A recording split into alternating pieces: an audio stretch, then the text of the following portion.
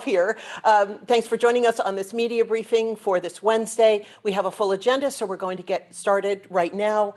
We're very pleased to have Dana Edgell from our behavioral health department, who has been with us several times, just talking about needs during the pandemic, but also you've got some interesting listening sessions going on that certainly involve needs for the pandemic, but that and beyond. Hi, Dana.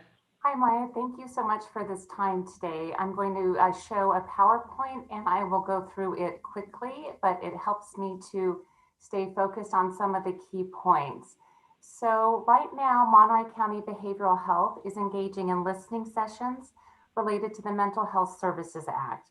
The Mental Health Services Act is I'll fast forward to that slide.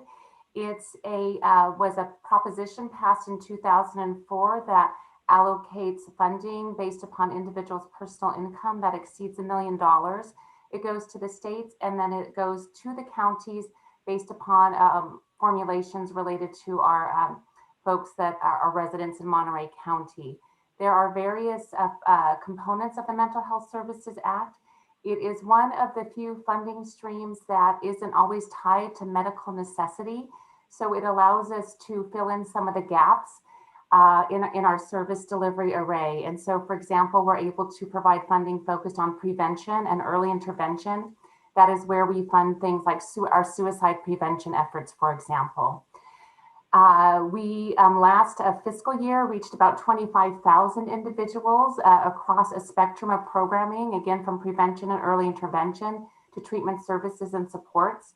And we are continuing to forge ahead in this time where we're dealing with COVID in addition to other things. We work with a lot of our community-based providers in implementing our Mental Health Services Act. And so right now we're in the process of gathering community feedback. We're wanting to hear from community members what's working from their perspectives, what are the most important mental health issues in Monterey County, and how can we better meet the needs. And so to do that, we are hosting 3 listening sessions. We had one yesterday. We have one tonight at 5:30 that will be facilitated in Spanish. We will have one on Saturday morning at 10 a.m. in English. And then additionally, for folks that cannot participate in those meetings, they can complete a survey. From a community member perspective, they are in English and Spanish, as well as from a provider perspective, a professional perspective, from folks that work in the community. And all of this information is on our Monterey County Behavioral Health website.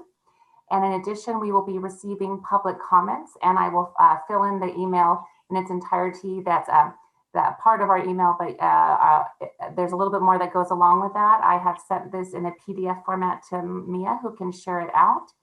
And we hope that you can help us get the word out. Mia, I'll also share the flyers that have all of the information for you. Mental health issues, as many people know, are on the rise. Substance use issues are on the rise. Anxiety, depression, stress, post-traumatic stress, as well as suicide ideation is on the rise. And so it's very important that we're working together in partnership with folks that are in the community, as well as people that are working in the community, so that we can ensure that we're bringing forward the right supports at the right time in the right way to meet the needs. So thank you so much for this opportunity. And that concludes my sharing. Thank you very much. And Dana, if you could stay on the call for any questions that there might come up. Thanks very much for all that really terrific information. And now we're going to move on to the subject of enforcement of health orders. And we're very pleased to be joined by District Attorney Janine Paccioni and Deputy District Attorney Emily Hickok, who are going to talk about the enforcement issue, which has been with us since the very beginning, it started back in March and it hasn't ended. Hello, ladies. Hi, thank you for having us. Emily Hickok has been the one who's been handling most of our civil investigations or heading them up over in our consumer unit. And so she's an expert on this stuff right now. So I've asked her to join us today. I wanted to just kind of explain a few things in terms of enforcement. The first one is our goal is to get compliance. We're not looking to want to prosecute people. We're not looking to want to file civil penalties and other events against people or businesses. We want compliance, and that's our #1 priority because we think that following the law, which is what we are, we're part of the executive branch. That's what we're supposed to be doing. We don't make the law, we actually enforce the law. That's what the executive branch does. And we think by doing this, we will help increase public safety in our community. And so that's our primary interest. Now we can do that in a couple of ways. And the first way that we do it always is education. Our first goal is to try and contact the person who we've received a complaint on, whether it's not wearing a mask in a particular location or too many people in a store or those other things that Emily will go through in terms of the newest order. But we try and contact with the person or business, explain to them, try and educate them. And if we don't get compliance at that point, then we need to use our discretion that is in the district attorney's office to either proceed in some way, whether it be through civil avenues or criminal penalties. And so there's a whole process that goes through, but the first thing we do is contact and educate, and that's our goal. Emily, would you like to kind of run us through some of the highlights of the most recent order? Sure, I'd be happy to. So the new regional stay-at-home order is in effect for Monterey County. At the state level, this order goes in effect for any region once they reach 15% ICU capacity. Although the region that we're in, the Bay Area region, has not quite reached that yet, because of our local health conditions, Monterey County has elected to enforce or enter into those requirements sooner. So those requirements are in effect in Monterey County. And that means that generally no gatherings are permitted. People are required to stay home unless they are seeking essential services that are laid out in the new regional stay-at-home order. You can find them on the state's website under the essential workforce list. So that means essential services you can go out and do. Certainly, we all need to do those things, and those businesses are open and services are open. Things that have changed under this new regional stay-at-home order, which is now in effect, it was in effect as of last Sunday night at 10 p.m. Restaurants are no longer allowed to provide indoor or outdoor dining. They can only provide takeout service. All personal services are closed at this time. So that means hair salons, nail salons, tattooing, any other personal services like that are now closed. Hotels and lodging entities are only open for essential services. So, travel for recreation is not permitted at this time, but essential travel is allowed. If you need a hotel to quarantine yourself for any health issues, that is acceptable under the requirements. Retailers have strict capacity requirements, and they need to strictly meter how many people are going into their establishments. So general retail, only 20% capacity, and that's based on fire capacity limits. So they have to strictly count who's coming in and out. And grocery stores are at 35% capacity. So they have to, again, strictly count who's coming in and out. There are other restrictions, so it's really incumbent upon businesses to educate themselves and review the requirements of this new regional stay-at-home order that is in effect in Monterey County, and to review the list of essential businesses on the state's website to see if they are permitted to operate. And then certainly any businesses that are permitted to operate are required to follow the industry guidance that pertains to their sector to make sure that safety measures are put in place. So people can report violations of these orders or potential violations to various agencies. Complaints that individuals are gathering in violation of these orders should be reported to your local police agency or sheriff's office, depending upon your jurisdiction.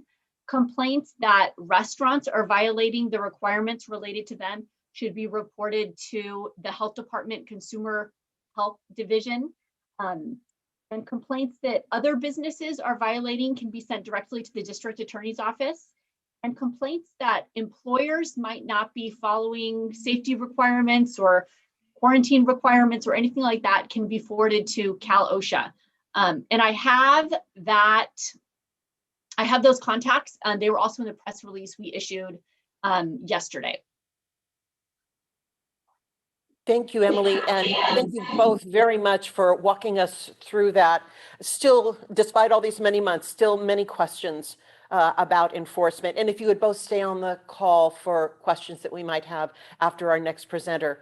We're now joined by Dr. Ed Moreno, our health officer, who's going to talk about vaccines. Vaccines are in the news. We know that they have been received in California, and they're starting to filter into the county areas.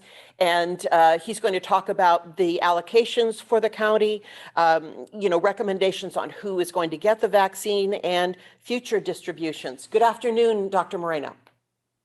Hi, Maya. Good afternoon. I'm going to actually follow up with some of the information that our district attorneys have provided.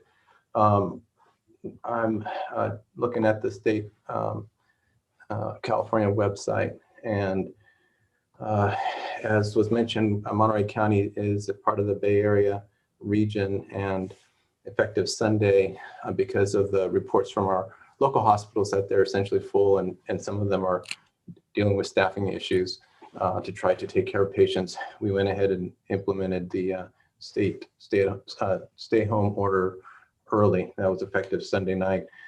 The state has just reported that our Bay Area region ICU availability is now 12.9% calculated as of yesterday afternoon. And so the state has now indicated on their website that all the counties in the Bay Area region will go effective tomorrow at midnight, will be under the regional stay-home order. So it's effective tomorrow at 11:59 p.m. So the remaining counties that hadn't voluntarily moved into the stay-home order, which I believe are Santa Cruz County, San Mateo County, so I think Solano County, and Napa County, and maybe are all it'll be effective. So the entire region. So and it looks like there's only one region left in California. It's they call it the Northern California region, which is not, they're still not in the stay-home order. So I would say I don't know what the percentage is, but I'd say a very large percentage of Californians live in counties in regions that will be under the stay-home order effective tomorrow at midnight. And so I appreciate our district attorney describing what the stay-home order is, and it's the same. Nothing will change in terms of what is permitted and what is permitted with restrictions and what needs to close.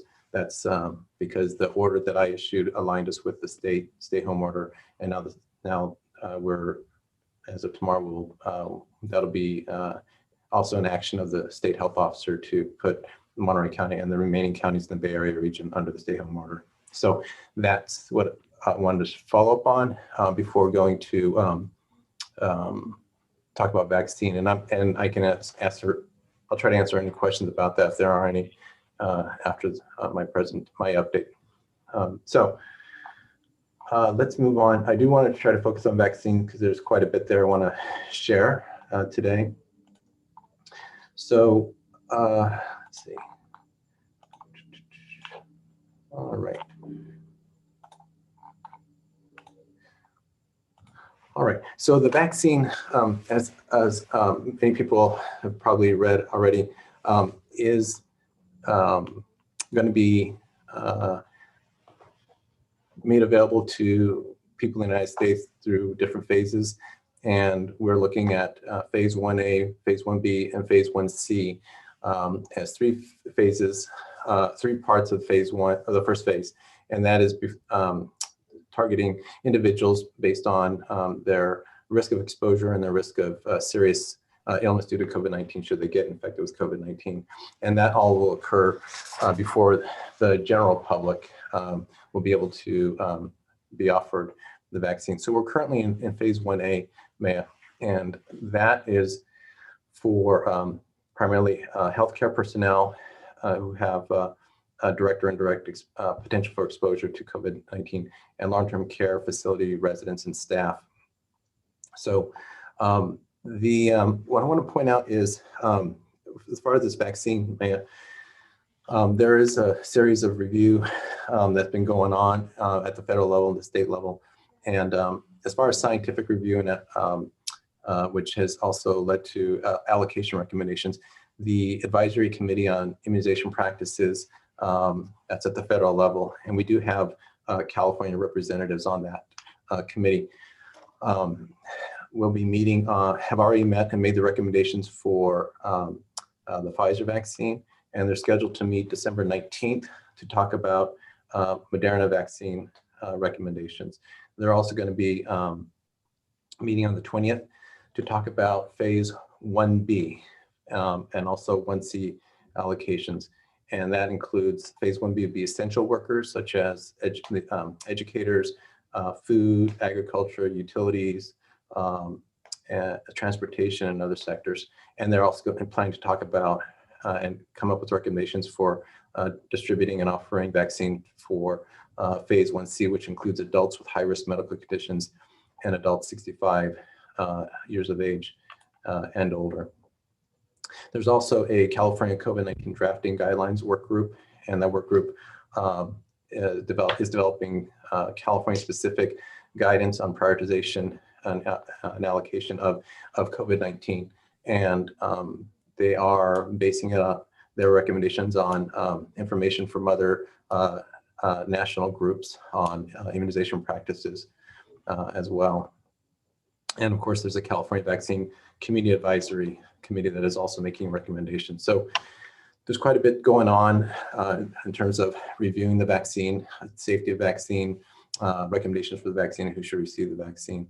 And just recently, the the Western States Scientific Safety Review Work Group unanimously recommended that the Pfizer vaccine be used and concludes that the vaccine is safe and efficacious, meaning it's effective at preventing COVID disease.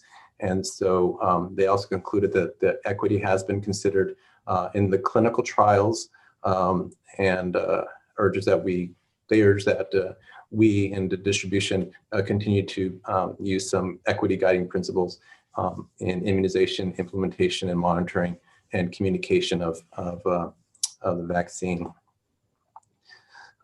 There's also, as I mentioned, the California Scientific Safety Review Group, and they are also meeting. They'll be meeting. They met October 29th, and they have, I believe, they have another meeting coming up. And they are working independently to provide recommendations to state leadership regarding vaccine planning efforts and to ensure public confidence in vaccine safety, efficacy, and our implementation efforts. Let's see. So that's some of the work groups that are working again on safety and equity and distribution to priority groups. There's also like other vaccines, a need to inform people who are offered the vaccine information about the vaccine. So providers who will be offering vaccine to people here in Monterey County will be required to provide a fact sheet.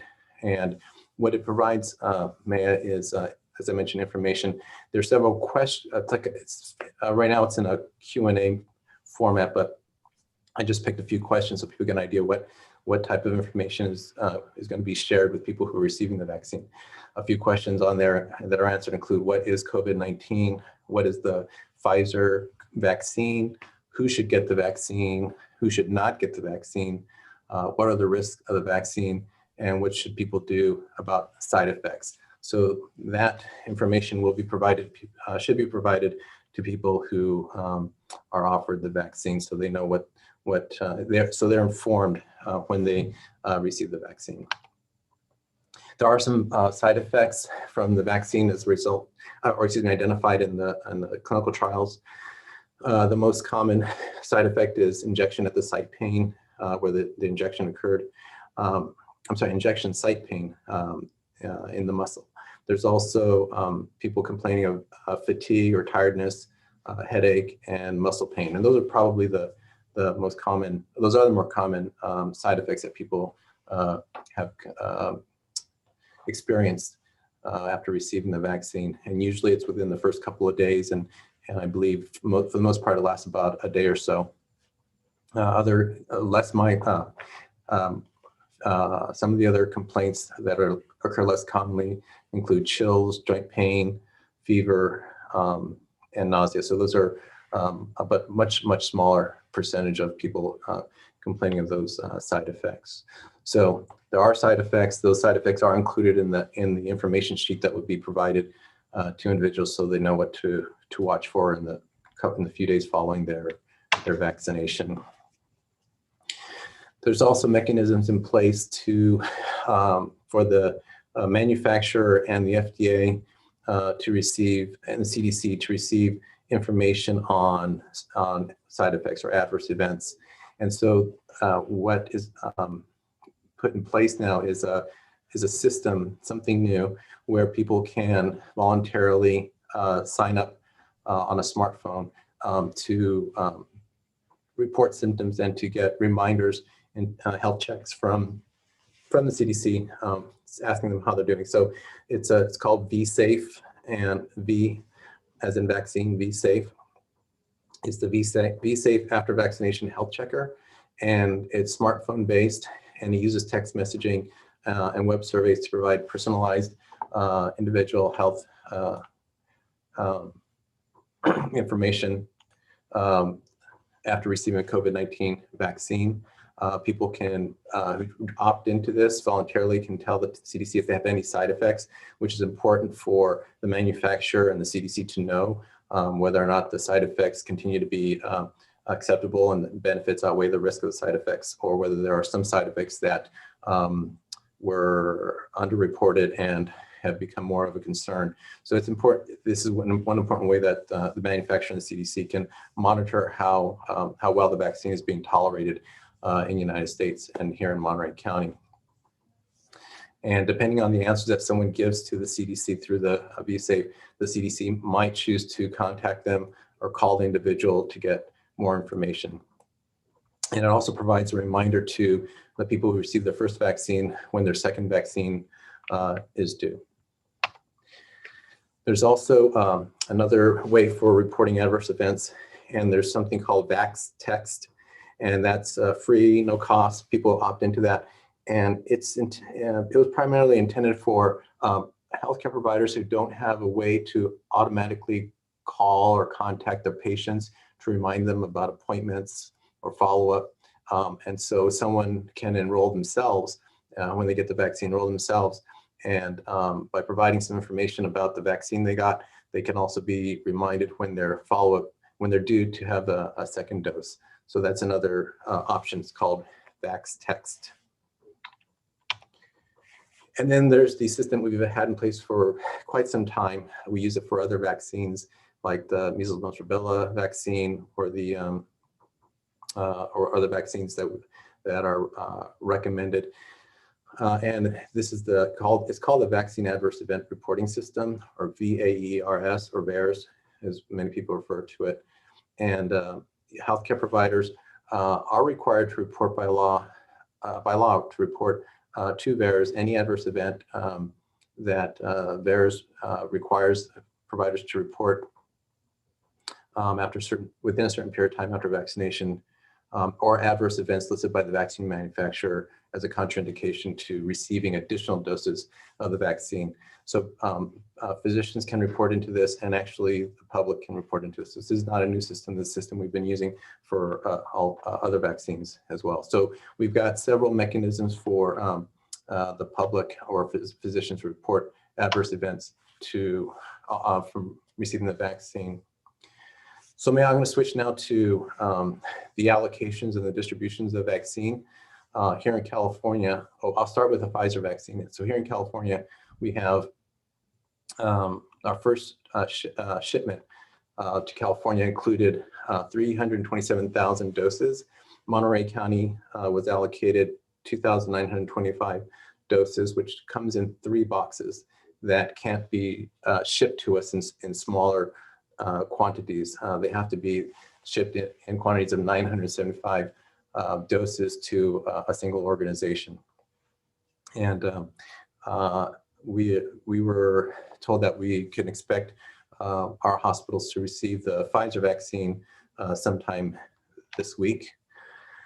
The use of the Pfizer vaccine, I'm going to get back to the phases. We're still in phase 1, so who can receive the first shipments of vaccine? It would be individuals in tier 1, which include our acute care hospitals. So that includes our 4 hospitals here in Monterey County, and also psychiatric and correctional facility hospitals. It also includes skilled nursing facilities, which include not just the staff, but the residents as well.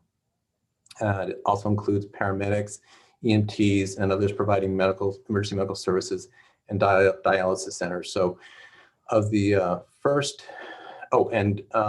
tier 2, people are wondering, well, when can I get the vaccine? We have to get through phase 1A.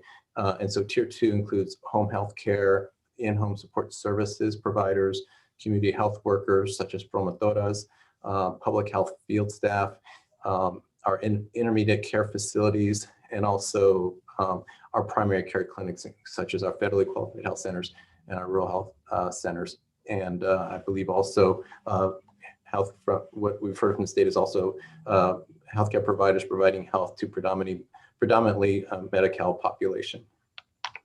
And finally, tier 3, all within phase 1A.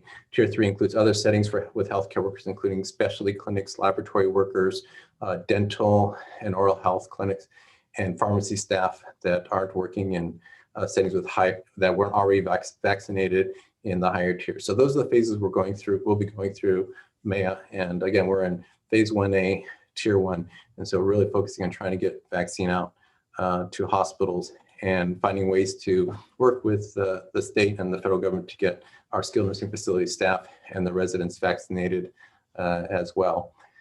So the way the process works is that the federal government gives the state of California a number of doses, either Pfizer or Moderna, based on state population.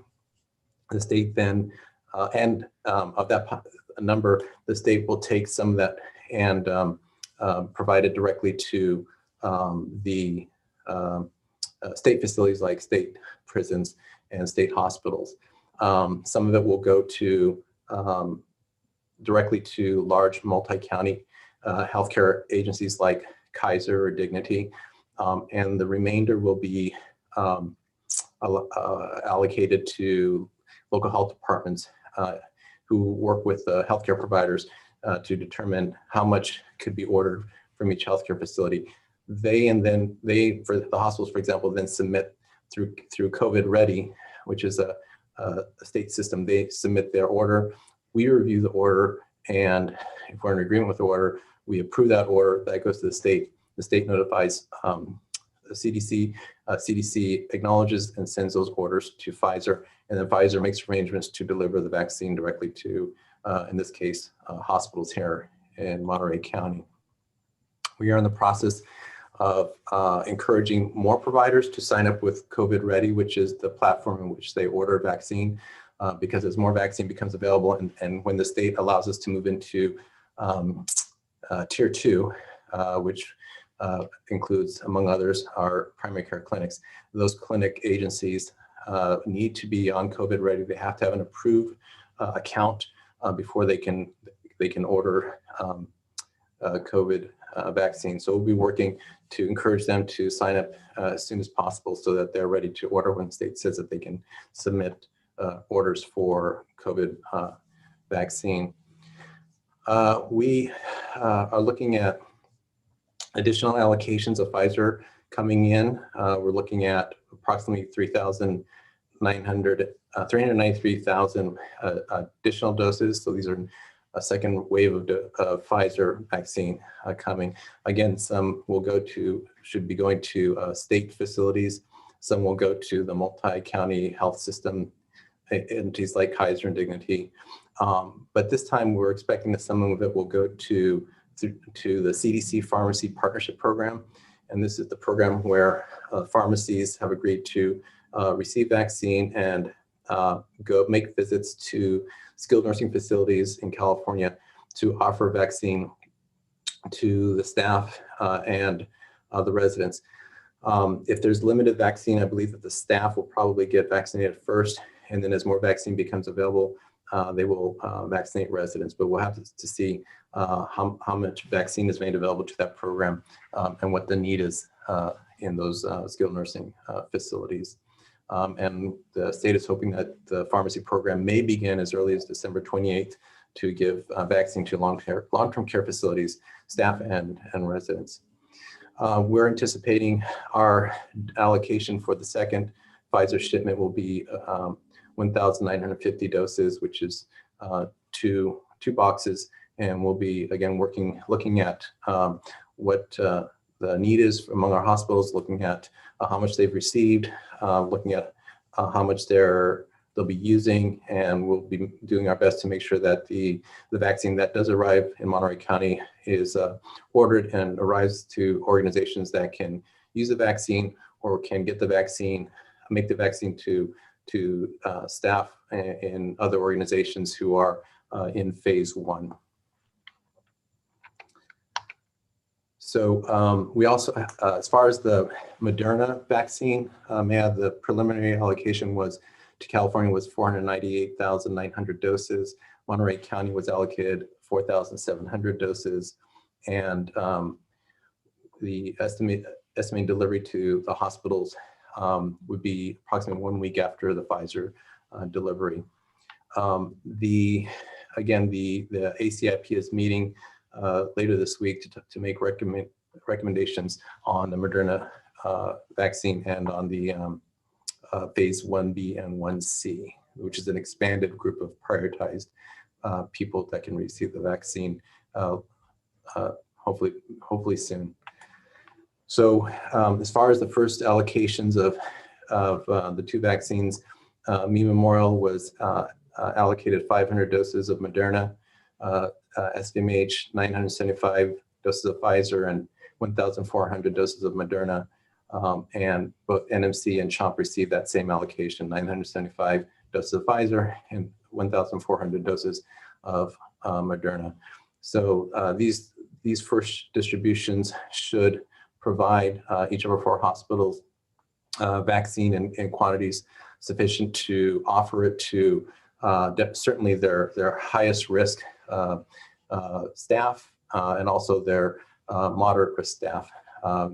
That is risk of being exposed to COVID-19. So we're very much looking forward to our hospitals receiving the vaccine and following all the requirements to store it so that the vaccine remains effective when it's given to the hospital employees, and getting our frontline hospital workers, hospital personnel vaccinated as soon as possible, and working with the state and the pharmacy program to find ways to get the long-term care facility staff vaccinated, as well as our EMTs, paramedics, and our dialysis center employees.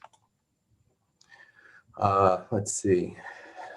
I mentioned the long-term care retail pharmacy partnership. And I think there are opportunities. Just want to let people know that one of the things that the state and the federal government has considered is at some point a need to redistribute vaccine within the county between agencies, between healthcare agencies. So we and other counties are working with the state to identify the mechanisms by which we could do that are still compliant with the federal government's requirements for receiving and using the vaccine here at the local level. So we'll continue to work on that so that we can continue to take full advantage of the allocations that are made available to us in Monterey County, so we get as much vaccine in the county when it's available to us, and then make sure that it gets to where it needs to be to vaccinate the priority populations. So that's what I've got for an update, and I'll stop there, Matt. Thank you very much, Dr. Moreno. Very thorough, and I do know we've got some questions about what you were talking about. But I'm going to start with the questions that came in earlier, and I see that some of them have been answered. But for those who are not on the chat, I'm going to go ahead and read the questions and the answers. The first question was about private campgrounds. Are they allowed to accept overnight campers? Essential travel only. How is that confirmed? And the district attorney's office answered regarding campgrounds. The regional stay-at-home order provides that overnight stays at campgrounds are not permitted. And then we had another question: have there been any citations issued under this recent regional stay-at-home order and under the overnight curfew that was prior to that? And then the answer for that one came through regarding citations issued under this recent regional stay-at-home order. The district attorney's office has not received any citations issued by any local law enforcement agency under this new order yet. So getting those out of the way. Let's move on to questions for Dr. Yes. Can Oh, I hi, clarify? Emily. Hi, Please, can I please clarify jump in. on the campground question? I had a little bit of a follow-up. So overnight stays for recreation at campgrounds are not permitted, but stays for essential travel or COVID mitigation measures would be allowed at campgrounds. Thank you very much. So let's get to you, Dr. Moreno, with these questions. Are any hospitals in the county receiving body bags and refrigeration units that the state said they had to order? Governor Newsom made mention of this during his press briefing this week. Right. Oh, okay. Thanks, Maya. So I'm not aware of that. I would suggest that those that are interested contact the hospitals directly to get a firsthand answer to that. Okay. And then what is Monterey County's plan for reaching the Latino community regarding vaccine information?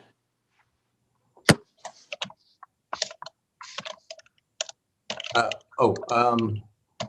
just saw Charles McKee show up. Charles, were you wanting to answer, or? I was Nothing only going like to having the boss show up to just stun you into stop you in your tracks. Boss. I would supplement if you wanted to. Let me know. So thanks, man. So one of the things that we're doing in our efforts to provide outreach to the community is to continue to work with Nick Pasculi and his company to continue to develop messaging through social media, through radio, through print, through TV, on a variety of topics. Internet. El sueño de la comunidad de nosotros. Adriana, you need to mute. So the message has, we always try to deliver the message that's pertinent for where we're at in the pandemic. And we've really, in the past, we've seen messaging on face covering. So that's really one very, very important way of reducing the transmission, which can help to slow down the spread of COVID and slow down the rise in the case rates. And other messages, distancing, for example. So now we should be adding to that messaging about vaccination and the benefit of vaccinating. And I think we'll continue to work in both English and Spanish. We'll continue to identify spokespersons that we believe are representative of the communities that we're trying to reach, in particular Spanish-speaking Latino community here in Monterey County, to make people aware of that vaccine is now being delivered. That vaccine is going to go to people who are at highest risk, and that as more vaccine becomes available, it'll eventually be made available to more and more people. So we'll be working on developing those messages, and we'll also be working with, I think Karen Smith might be on the call. She's our Health Department Public Information Officer. She and I will be working with public information officers for the counties in our Bay Area region on messaging and joint messaging as necessary for our entire region. And then we'll, of course, be working with the state of California in trying to develop messages that are universal messages to the entire state of California on vaccinations, important vaccinations to slow the spread and prevent further infections. Thanks. Dr. Rain, I think that was great. Really hit the important parts of that, which is the messaging and making sure the messaging is appropriate for the populations. I would supplement what you said with the training that's been happening with the health department on the community health workers. And we're also looking at partnering with some community organizations.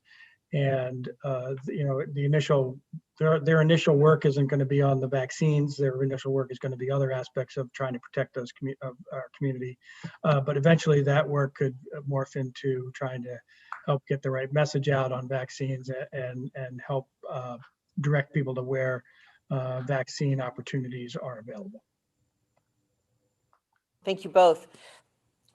Going on to questions for you, Dr. Moreno. Will healthcare providers be required to verify someone has a high-risk medical condition before that person gets the vaccine in the early phase of distribution? If someone has asthma, for instance, will they have to prove to healthcare providers they have a condition before being immunized? Okay, good question. I'm just going to go back to the tier 3.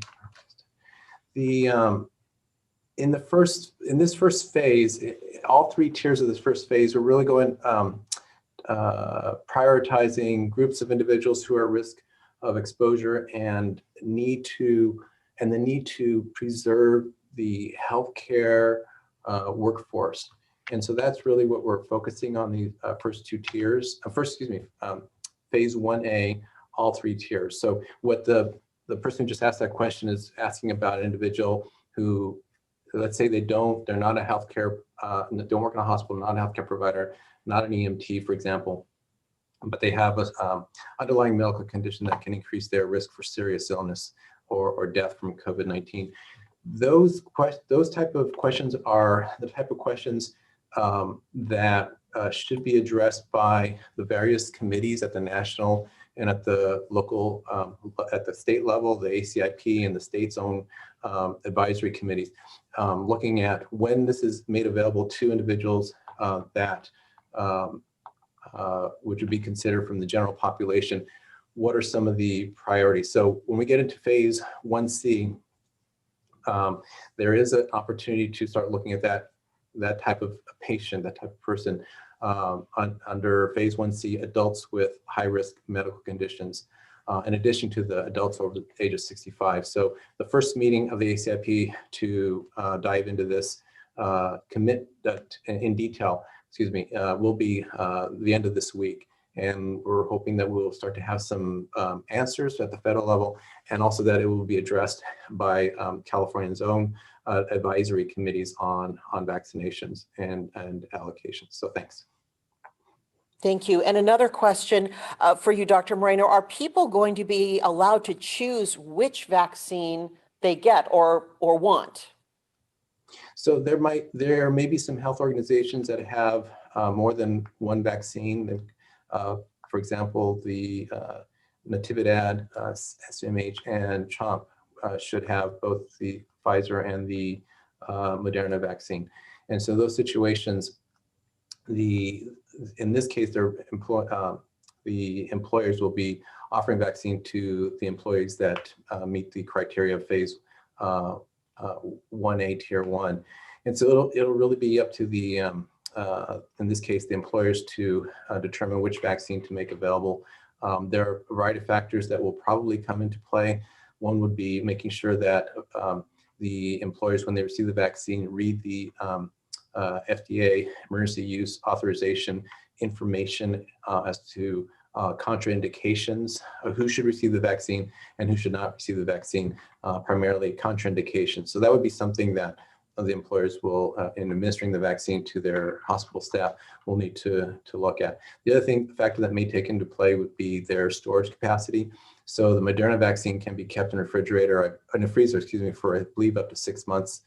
Whereas the Pfizer vaccine, you have to have a ultra low temperature freezer, and so it may not last as long. So depending on where they're at with their the storage situation, the employer may choose to offer one vaccine before it expires before other vaccines.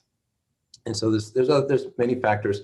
And so so I'll just end by saying that anyone who's in these hospital settings who's offered the vaccine to work closely with your employer and to answer any questions that the employer has regarding that are necessary to determine which vaccine is best.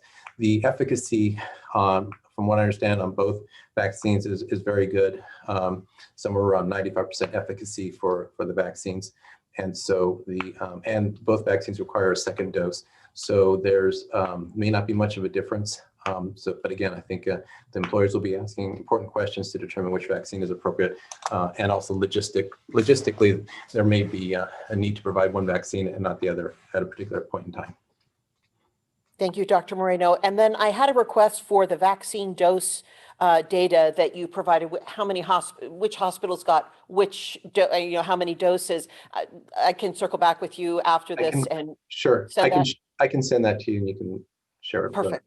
Thank you. Thank you. And then another question for you. The population of Monterey County is about 434,000. With 2,925 doses expected, that is less than 1% of the population. Will every man, woman, and child receive the vaccine? And how long do you think that will take to accomplish? What are people expected to do in the meantime, or actually what should people do in the meantime before they get their vaccine? Okay, so yeah, so thanks. So the nearly 3,000, I'm sorry, not 3,000, get back up. Excuse me, may I just need a minute here? All right, so we have 1, 2, 3, 4, 5, 6, I guess 6,000 to 7,000 vaccines that we'll be receiving in the first shipment. Should be, although it's a small percentage of the entire Monterey County population, it's a high percentage of the prioritized hospital workforce. And so that's the priority group. And I'm grateful that we were able to receive this amount of vaccine so that hospitals can offer it to all of the high and moderate risk individuals that they've identified in their respective institutions. As far as will everyone get the vaccine? I don't think everyone will receive the vaccine. There will be people who are hesitant to receive the vaccine or will, given multiple opportunities, will still refuse to get the vaccine. So no, I don't think everyone's going to get the vaccine. Eventually, I think though, the goal is that here in the US has been that everyone will be, everyone that wants a vaccine can be offered a vaccine and receive a vaccine. And I think that's really, really the goal. So we really do need to get as many people vaccinated with the vaccine as it comes in order to really decrease the spread of this virus and decrease the serious illness and the deaths that are occurring because in this pandemic. In terms of how long it's going to take, I don't know how long it's going to take. It really depends on several factors. It depends on how quickly the manufacturers can safely produce vaccine. It also depends on how many manufacturers will get their vaccine approved, not approved, but how many manufacturers will receive an emergency use authorization for their COVID vaccine during this vaccine campaign. So that's also going to weigh into how long it will take. And it's also going to depend on individuals here in Monterey County, at least, deciding earlier rather than later that that they're convinced that the state and federal scientific safety committees have done their job, that the vaccine, when it's made available, is a vaccine that will work in almost all cases to prevent illness, at least prevent serious illness and death. There may be some people who still have to develop some actual symptoms of COVID vaccine, but would be at much less risk of having a serious illness, which includes being intubated in an ICU or prevent your risk of dying. So it depends really on how quickly people accept the vaccine and get vaccinated as well. So I don't know how long it's going to take. Again, it depends on many factors. And the last part of his question gives you an opportunity to restate those important behaviors that we should be doing. What should people do in the meantime between now and when a vaccine is more widely available to the population? Yeah, I think so. I would start by, thank you for reminding me about that last part of the question. I think right now there's a small number of individuals in our county who are going to be offered the vaccine. Those are our healthcare personnel in hospital settings, in skilled nursing facilities, for example. And I think those individuals, they probably know who they are. Many of them, I understand, some of them have already been contacted by hospitals about information about getting vaccinated. I think those individuals, what can they do? What can they do now before they get vaccinated? I think they should read up on the information on the CDC's Center for Disease Control and Prevention, CDC's website, the California Department of Public Health website, looking at advisories and recommendations and guidelines that have come out and as a result of reviewing the vaccine, and learn as much as you can about the vaccine, learn what some of the side effects are, so that when your employer offers it to you, you're more informed, you can ask better questions when you get there, and make your decision to receive the vaccine. So, and then I think that's important. And after those healthcare workers should probably have conversations with their families. I think that's also very important. A healthcare worker who may be exposed multiple times on their shift at one of our hospitals or emergency departments or an ICU probably should have that conversation with their family, because that individual is still at risk of bringing COVID into the home. Granted, they're following all the requirements, recommendations to prevent exposure. There's still a small chance that they could bring COVID because they're exposed to it day in and day out. So I think those individuals should probably have a conversation with the families about, whether or not they should receive the vaccine in order to try to protect their household members from potentially being close contacts from a healthcare worker who's in a high-risk setting. So I think those people should start having those conversations ahead of time and not wait till their appointment date with their with the employee health personnel at their respective hospitals. For the rest of us, I think we're not going to get the vaccine as soon as our hospital care workers. So we need to continue to do what we can to prevent spread, and that is to understand the stay home order. Stay home unless you absolutely need to leave to go to work or to go grocery shopping to get food or get health care and other essential needs. And when you do go out, use face coverings. There's still, as time goes on, there's more reports on studies that show that face coverings definitely can decrease the transmission of aerosols and droplets from infected people, but can also provide some protection to the person who's wearing it as well. So there's more studies coming out, and there's still the studies that show that distancing, people who get COVID are more likely to spend time close to other people in social gatherings. People who don't get COVID are less likely to spend time within 6 feet of other people and less likely to go to gatherings. So the evidence keeps showing that distance, keeping your distance, wearing face coverings, washing your hands, all continue to provide some protection from getting sick from COVID, and which helps keep would help to slow down this transmission, which can decrease the number of cases and case rate. We really need to slow down the rising case rate because our hospitals continue to be on the verge of being completely full and on the verge of running out of hospital staff. So we all need, until we get our vaccine, we all need to do those things. Thank you, Dr. Moreno. And I've got one last question for you. Are you, as in the health department, working with Clínica de Salud for vaccines for farm workers? Is there any specific plan for that group of workers? So Clínica de Salud is in a very good position to provide vaccine for farm workers. They currently provide routine health care and urgent care to that community and their families. So Clínica de Salud will be eligible to receive vaccine when the state says that they can submit an order. And I very much look forward to working with them based on the allocation that's given to us, Monterey County, and how much we can get to them. And look forward to approving their order for vaccines so that they can begin to vaccinate. But I just want to point out one thing, Maya. When Clínica de Salud and the other clinics do get approval to receive vaccine, they still need to prioritize their healthcare workforce before they can give it to their patients, which includes ag workers. And the reason there is because we need to protect the healthcare workers because they're the ones that the sick farm workers are going to when they don't feel well. They're the ones that are ordering the chest x-rays when someone is short of breath. They're the ones that are performing the tests to identify someone with COVID-19.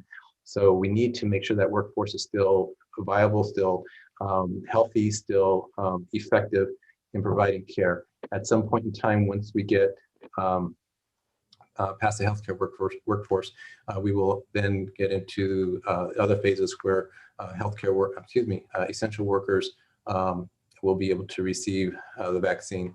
So when the time comes, Clinic of the Salute and also our county clinics and other clinics providing healthcare to primarily our impoverished, underserved populations, which are typically have Medi-Cal as their health coverage. We all have to do what we can until that time comes to slow down the spread of the virus. And if I could add into that, Dr. Moreno, as always, provided a very thoughtful response and right on target with the prioritization and how to handle the vaccine, recognizing those frontline healthcare workers. I would just also note that we've asked our agricultural workers and others who we consider essential to be out right from the beginning of the pandemic working and not have the luxury of working remotely like many of us do. And to that end, the Board of Supervisors sent a letter to the state, to the governor, requesting that they make sure that essential workers such as agricultural workers get some priority in the vaccination process. Thank you, Charles. Thank you, Dr. Moreno.